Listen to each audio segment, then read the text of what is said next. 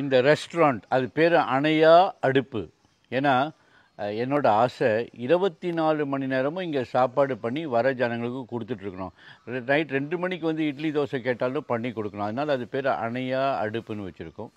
இப்போ ஓரளவுக்கு எங்களால் அதை பண்ண முடியுது. ஆனால் இது ஒரு அழகான ஒரு இடம். கெஸ்ட் முக்கால்வாசி டைம் இது உள்ளே தான் இருப்பாங்க.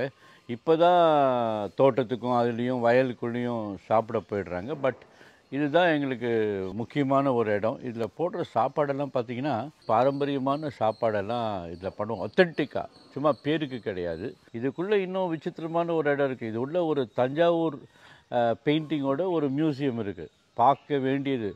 சிறப்பான, வெரி யூனிக் அண்ட் ரொம்ப விலை உயர்ந்த தஞ்சாவூர் பெயிண்டிங்லாம் இது உள்ளே இருக்குது. இந்த இடத்துல ஏதோ ஒரு எனக்கே தெரியாத அளவுக்கு ஒரு எனர்ஜி இருக்குங்க. மயில் வரும், மான் வரும், மயில் கூட்டம் கூட்டமாக வரும்.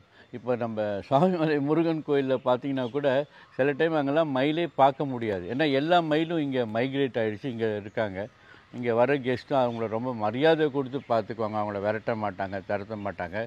கிட்டத்தட்ட ஒரு நாளைக்கு ஒரு அரை மூட்டை அரிசியும் உடச்ச கடலையும் அவங்கள ஃபீட் பண்ணுவோம். எங்களுக்கு இதெல்லாம் தான் ஒரு புத்துணர்ச்சி கொடுக்கும், ஒரு புதிய எனர்ஜி கொடுக்கும்.